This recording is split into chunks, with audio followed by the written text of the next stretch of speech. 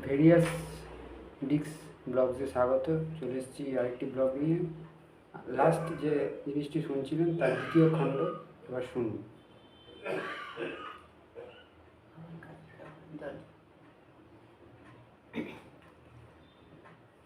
আশাপূর্ণা দেবীর শুধু একটি ঠিকানায় গল্পটা আমি কিছু প্রথম অংশটা বলেছিলাম, পরের অংশটুকু আর আজকে কিছুটা বলি, আবার পরের অংশটা আর একদিন বলবো। আজকে তারপর থেকে বলছি। অসিতের গলার স্বরটা বেশ খাদে শোনালো।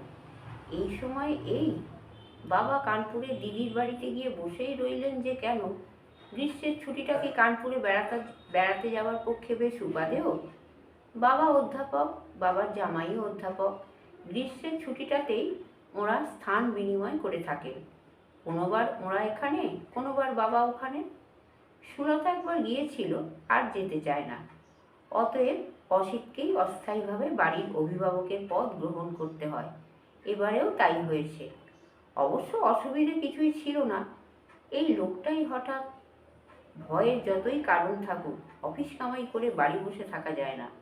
বাড়িতে মুমূর্ষু রুগী রেখেও অফিস যেতে হয়। অতএব দরজার বাইরে একটা বদ চেহারার লোক ঘোরাঘুরি করছে বলে বাড়ি বসে থাকার চিন্তাটা হাস্যকর। সাধনবাবু গাড়ির হর্ন বাজাতেই অসিত আর একবার সুলতাকে সাবধান করে দিয়ে ব্যাগ নিয়ে বেরিয়ে এলো। সাধনবাবু এদিক ওদিক তাকিয়ে বললেন, সেই লোকটা কাল কোনো উৎপাত করেনি তো?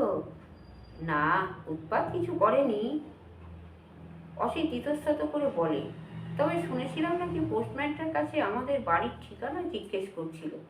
তাই নাকি? সাধনবাবু বললেন। ব্যাপারটা চিন্তার, রায়চৌধুরী, একটু সাবধানে থেকো। আর থানায় একটু জানিয়ে রাখলে ভালো করতে। হ্যাঁ, মানে রাত্রে বেরোয়নি সেটা আর বললো না। একটু পরেই বিশ্বাসবাবুকে তুললেন সাধনবাবু। ইনি আর এক কৃপাধন্য। সাধনবাবুর গাড়ির ভাগ পান। বিশ্বাসবাবুকে তোলার পর সাধনবাবু বয়সোচিত মুরব্বিয়ানার চালে বললেন, দিনকাল ভালো নয় বিশ্বাস, একটু সাবধানে থেকো। কদিন দেখছি রায়চৌধুরীর বাড়ির উপর একটা বদলোক নজর রেখে বসে আছে। আবার পোস্টম্যানের কাছে নাকি বাড়ির ঠিকানাও চাইছিল। ঠিকানা চাইছিল? বিশ্বাস সন্দেহ সন্দেহ গলায় বলে। কি ধরনের লোক বলুন তো, মানে চেহারা টেহারা? অসিত সংক্ষেপে চেহারার বর্ণনা দিল, আর তার মাঝখানেই বিশ্বাস বলে উঠল, আরে এ লোক তো আমার বাড়ির আশেপাশেও ঘুরঘুর করছিল কদিন। আর ওই একই ব্যাপার, ঠিকানার খোঁজ। হ্যাঁ হ্যাঁ, যা বর্ণনা শুনছি এই একই লোক। শুনে সাধন ক্ষুণ্ণ হলেন, বললেন, বটে নাকি? কই বলনি তো কিছু? বিশ্বাস একটু অপ্রতিভ হলো, কারণ সাধনের মতো হিতৈষীজনের কাছে বাড়ির কোনো ব্যাপার অব্যক্ত রাখা গরিত। কিন্তু আসলে ব্যাপারটা ঘটেছিল তার চোখের আড়ালে। অফিসের কাজে ধানবাদে গিয়েছিল, সেই সময় নাকি ওই রকম হয়েছে। ফিরে এসে শুনেছিল। সেই কথাই বলে বিশ্বাস। আমি মানে যখন সেই ধানবাদে গিয়েছিলাম, তখন ফিরে এসে শুনলাম এই ধরনের একটা লোক নাকি কদিন ধরে বাড়ির আশেপাশে ঘোরাঘুরি করছিল। আর যখন দরজা থেকে বেরোচ্ছিল কি ঢুকছিল, বলছিল, এ বাড়ির ঠিকানাটা কি বাবু? আমার একটা ঠিকানার দরকার। আমি তো পাগল টাগল ভেবে উড়িয়ে দিয়েছিলাম। সাধনবাবু গম্ভীর হন, বলেন, তোমরা এখন ইয়াং ম্যান, রক্ত তাজা, সব কিছু উড়িয়েই দিতে পারো। আমরা তো পারি না, বুঝলে? অসিত মনে মনে লজ্জিত হলো, কারণ বয়স হিসেবে তার রক্ত আরো তাজা থাকবার কথা। কিন্তু সে তো উড়িয়ে দিতে পারছে না, বেশ ভয় ভয় নিয়েই রয়েছে। হঠাৎ বাবার উপর রাগ এসে গেল অসিতের। বাবাই তাকে বুড়ো বয়স পর্যন্ত খোকা করে রেখে এইটি করেছেন। বাবা বাড়িতে না থাকলেই অসহায়তা বোধ। তবু একটা খোকার মতোই কথা বলে বসে সে। বলে, আর একটা জিনিস লক্ষ্য করছি, বাড়িতে বাড়ির কর্তার অনুপস্থিতি ঘটলেই এটা হচ্ছে। বিশ্বাসদা যখন বাইরে গেছিলেন, তখন বিশ্বাসদার বাড়িটিকে টার্গেট করেছিল। এখন আমার এখানে বাবা যেই বাইরে গেছেন,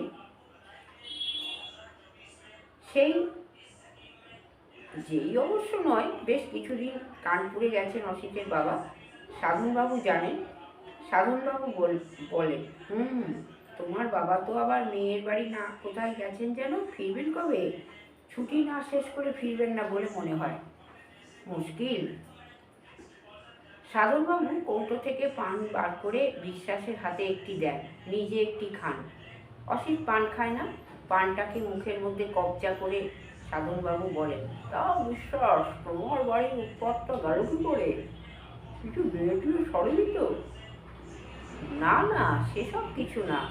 বিশ্বাস প্রসন্ন হাস্যে বিশদ করে যা বলে তার সারাংশ হচ্ছে, বিশ্বাসের এক ভাগ্নে নাকি গুন্ডা প্যাটার্নের মস্তান।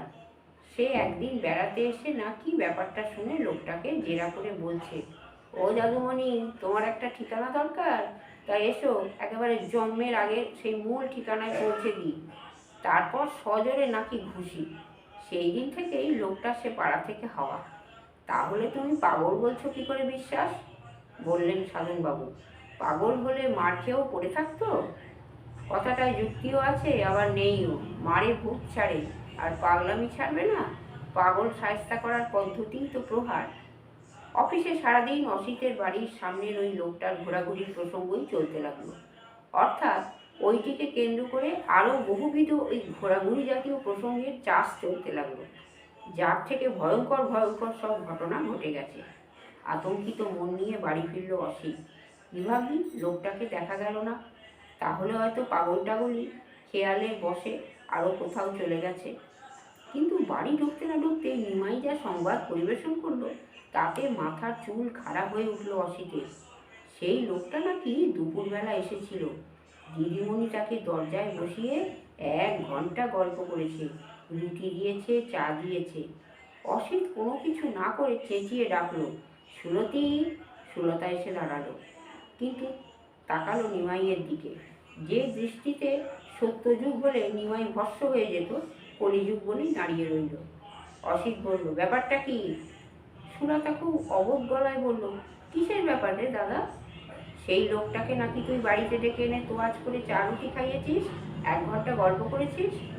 সুলতা দাদার প্রশ্নের উত্তর না দিয়ে গম্ভীর গলায় বলল, নিমাই, তোর দেশের যাবার ভাড়া কত? নিমাই হানি মুখে বলল, দাদাবাবু আমায় বাড়ির দায়িত্ব দিয়ে গেছিল। খুব ভালো দায়িত্বশীল ব্যক্তি তুমি, কিন্তু আমি কি বলেছিলাম দাদাবাবু বাড়ি ঢুকতে না ঢুকতেই সারাদিনের খবর জানাতে বলেছিলাম? তা আপনি ওই পাজি লোকটার কথায় ভুলে তুই আমার সামনে থেকে বিদেয় হবি? সঙ্গে সঙ্গে ঠিক আছে বলে নিমাইয়ের সবেগে প্রস্থান। শুনলেন গল্পটির দ্বিতীয় অংশটি। দেখতে থাকুন ভেরিয়াস দেশি ব্লগস, এবং লাইক, শেয়ার, সাবস্ক্রাইব, কমেন্ট করতে ভুলবেন না। মাফ করবেন, various dish blogs. Like, share, subscribe করতে ভুলবেন না এবং দেখতে থাকুন। পরবর্তী অংশের জন্য অপেক্ষা করুন।